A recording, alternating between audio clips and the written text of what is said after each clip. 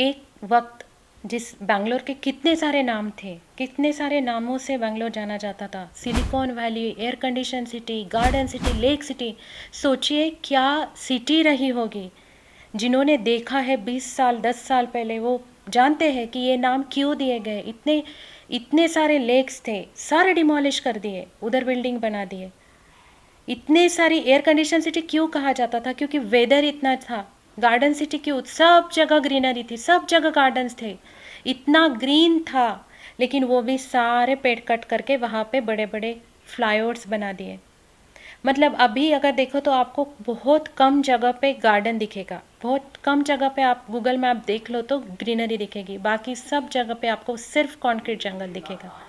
और ये बहुत गलत हो रहा है।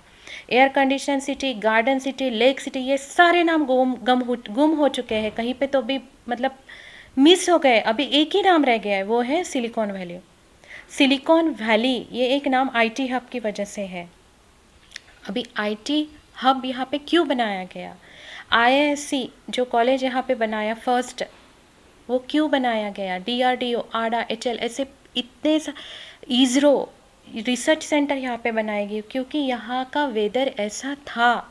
इतना सुंदर वेदर हुआ करता था, आपको एसी या कूलर की कभी ज़रूरत नहीं पड़ती थी। साल में 15 दिन 20 दिन, ज़्यादा से ज़्यादा 1 महीने आपको फ़ैन लगा दो, ठंडा हवा आता था। आप बाहर जाओगे आपको थोड़ा धूप दिखेगा, लेकिन आपको ठंडा हवा चलता था। अभी पता नहीं वेदर कहाँ चला गया। और इस साल तो इतना नोटिसेबल चेंज हुआ है कि सुबह आप 8 बजे का जी की अगर धूप देखोगे तो आपको लगेगा कि 12 बज रहे। ऐसा क्यों हुआ? क्यों हुआ नहीं सोचने के लिए किसी के पास टाइम, क्योंकि अपने पास पैसा है, आपके पास सॉल्यूशन है। अगर आपको गर्मी हो रहे हैं आप जाके एसी खरीद लो। और ये मैं झूठ बात नहीं बता रही हूँ। आपको पता है कितने डेढ़ दो कितने करोड़ों के एसी कूलर बिक रहे होंगे बैंगलोर में, क्योंकि पैसा है। लेकिन सोचिए आज आपके पास सॉल्यूशन है इस गर्मी का कि आप एसी खरीद लोगे। लेकिन अगर पानी ही नहीं बचेगा, इलेक्ट्रिसिटी कहाँ से लाओगे? हवा पानी कहाँ से लाओगे? ये सोचने वाली बात है। आपको पता है कि बैंगलोर में वाटर क्राइसिस है। क्यों हो रहा है? ये इसीलिए हो रहा है क्योंकि बारिश ही नहीं हो रहा है। पहले ऐसा हुआ करता था कि अगर दोपहर में आपको गर्मी ज़्यादा हो गई, शाम को पक्का है बिल्कुल 100% बारिश होगा और पूरा ठंडा हो जाएगा। लेकिन अभी ऐसा नहीं होता है।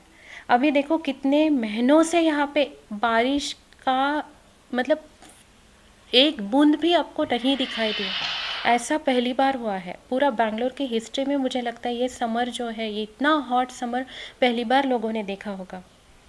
लेकिन इसका क्या सॉल्यूशन है? इसका यही है कि सबने सोचना पड़ेगा, पॉलिटिशियंस ने, गवर्नमेंट ने सोचना पड़ेगा कि ये क्यों हो रहा है और आपको इसको कहीं पे जाके रोकना है। देखिए बैंगलोर में ही मल्लेश्वरम में एक सांकी फ्लाईओवर बनने वाला था। वहाँ के लोगों ने प्रोटेस्ट करके वो प्रोजेक्ट को होल्ड पे रखे हैं। क्यों? क्योंकि वो पेड़ काटने वाले थे फ्लाईओवर के लिए। देखिए हम बोलते हैं कि मतलब एक रूल बना है कि आप 10 पेड़ काटोगे तो आपको 100 पेड़ लगाने पड़ेंगे। ये है, हम बोलते हैं कि हाँ नहीं 10 पेड़ काटे लेकिन 100 पेड़ लगाए। लेकिन क्या वहाँ पे कोई जाके देखता है कि वो पेड़ सरवाइव हो रहे कि नहीं? क्योंकि जो 10 पेड़ आपने काटे वो कितना ऑक्सीजन देते होंगे? वो 200 साल पुराने पेड़ है। जब आप अपने अर्थ का वेदर उतना कंफर्टेबल था कि वहाँ पे तब हर पेड़ सरवाइव होता था और इतना बड़ा फल फूल जाता था। लेकिन अभी वैसा नहीं है। अगर पानी नहीं आएगा तो कहाँ से वो इतने सारे पेड़ सरवाइव कर पाएंगे? इसीलिए ये सॉल्यूशन नहीं है कि आप पेड़ काट के 10 के जगह 100 पेड़ लगा दो, आपका हो गया। तो ये सोचिए, लद्दाख में भी देखिए आप, वो जो सोनम वांगचुक है वो कितना प्रोटेस्ट कर रहे हैं। 21 डे का उन्होंने फास्ट रखा है। क्यों रखा है? क्योंकि वो भी चाहते हैं कि जैसे नॉर्थ ईस्ट में आपने देखा होगा कि अभी कितना लैंडस्लाइड हो रहा है, वहाँ पे कितने घर बर्बाद हो गए। पानी आता है तो पूरा बारिश के पानी से बह जाता है। क्यों ऐसा क्यों होता है? पहले ऐसा नहीं होता था क्योंकि इतना सारा वहाँ पे डेवलपमेंट के नाम पे, टूरिज़्म के नाम पे रास्ते बना दिए और ऐसे ऐसे रास्ते बना दिए, इतने बड़े बड़े लेन के रास्ते आप माउंटेन में अगर बनाओगे जहाँ का मिट्टी जो होता है वो उसके लिए नहीं बना है, आप अगर इतना हेवी कंस्ट्रक्शन उसके ऊपर करोगे तो लैंडस्लाइड होने वाला है, वो पक्का है, कुछ नहीं बचेगा। तो लद्दाख में वो वही चाहते हैं कि ऐसा इंडस्ट्रियलाइजेशन, ऐसा डेवलपमेंट ना हो, क्योंकि वो एक सेंसिटिव एरिया है। अगर वहाँ पे आप छेड़खानी करोगे तो बहुत मुश्किल हो जाएगा। तो उनका कोई नहीं सुन रहा है। मैं वही अपनी एक अपील करती हूँ गवर्नमेंट से, आप उनका सुनिए, क्योंकि वो सिर्फ उनके लिए नहीं बोल रहे, वो सिर्फ लद्दाख के लिए नहीं बोल रहे हैं, वो पूरे सब लोगों के लिए, जो अपने रिवर का पानी बहते आता है वो लद्दाख पे डिपेंड करता है।